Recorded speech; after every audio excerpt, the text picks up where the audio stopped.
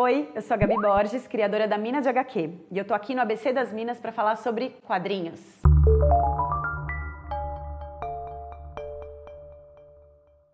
Gabi, desenho com texto é sempre quadrinhos? Não, gente, essa até eu já me confundi. E sabe que nem todo quadrinista é cartunista ou tirinista? São vários os estilos que envolvem a narrativa ilustrada, e por isso aqui nesse vídeo eu vou explicar a diferença entre algum desses formatos.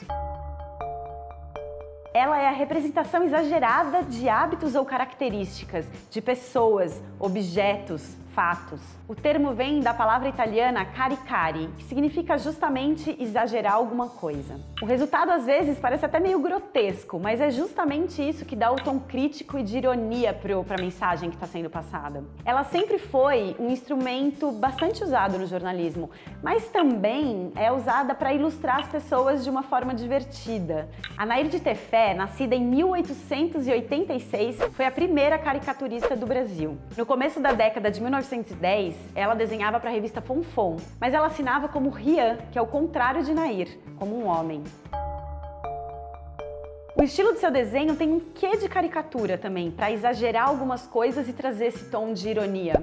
E não necessariamente ela tem legenda ou balão. Normalmente ela é publicada em jornais e revistas entre artigos de opinião, editoriais e grandes reportagens. É comum também a gente encontrar charges em vestibulares e provas do Enem, por exemplo. O termo charge vem do francês charger, que significa carga. Por isso tem esse tom, esse exagero. A Marisa Dias Costa foi uma das primeiras mulheres a entrar para os grandes jornais, da grande imprensa, fazendo justamente caricaturas políticas. Ela começou a carreira nos anos 70, publicou no Pasquim e publica até hoje, eventualmente, na Folha de São Paulo.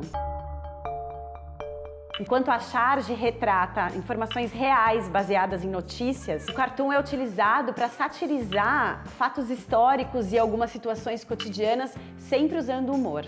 A quadrinista Aline Zolve vem fazendo um trabalho muito bacana, muito mesmo, com cartoons na Ilustríssima, o caderno de cultura da Folha de São Paulo.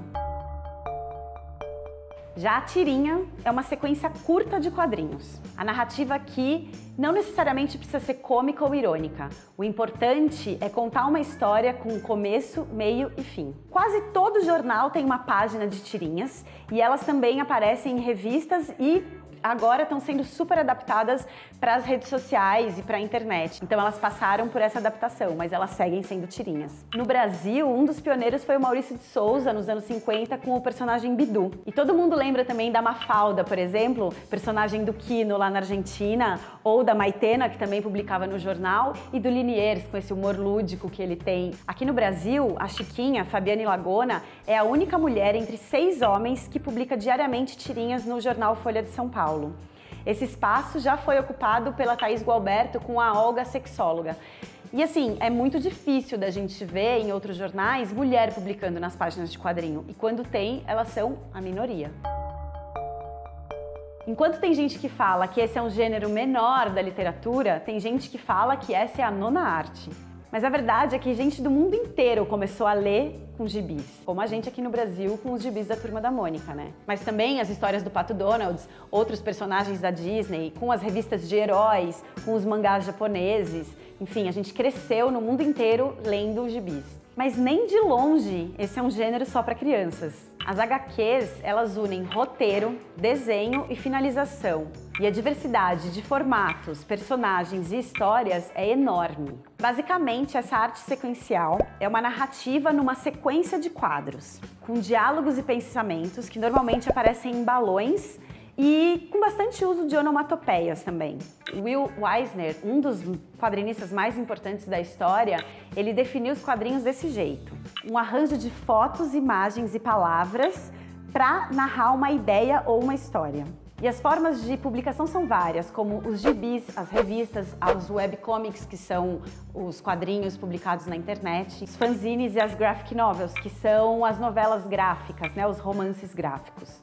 As graphic novels, aliás, elas trouxeram um fôlego novo para o mercado de quadrinhos mundial. Até o estúdio do Maurício de Souza, que é bem tradicional e por muito tempo não quis fazer nada além dos personagens infantis, inovou e entrou para a onda das graphics. Entre as mulheres, a Marjane Satrapi ganhou um mundo com a graphic novel maravilhosa Persepolis, que conta a história da Revolução no Irã, da infância dela até a adolescência, e tem uma narrativa muito bacana que acabou inclusive virando um filme, um longa de animação. Aqui no Brasil, vale destacar o trabalho da Bianca Pinheiro, que ganhou fama com a webcomic Bear, que depois virou um livro, e depois ela acabou publicando vários estilos diferentes, de terror, de humor, e hoje ela publica livros de forma independente, livros por editoras, e inclusive foi contratada para fazer uma das graphic novels da Mônica no estúdio do Maurício de Souza.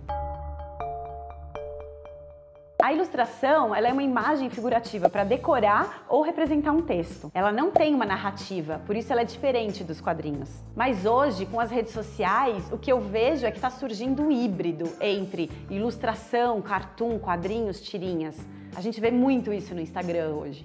Os estilos estéticos e a enorme variedade de formatos e de linguagem fazem com que as HQs, as histórias em quadrinhos, sejam acessíveis para todo mundo e que também um monte de gente possa consumir informação ou conhecer histórias em diferentes lugares. Pode ser na internet, pode ser num gibi, pode ser num livro. A verdade é essa, todo mundo meio que gosta de quadrinhos.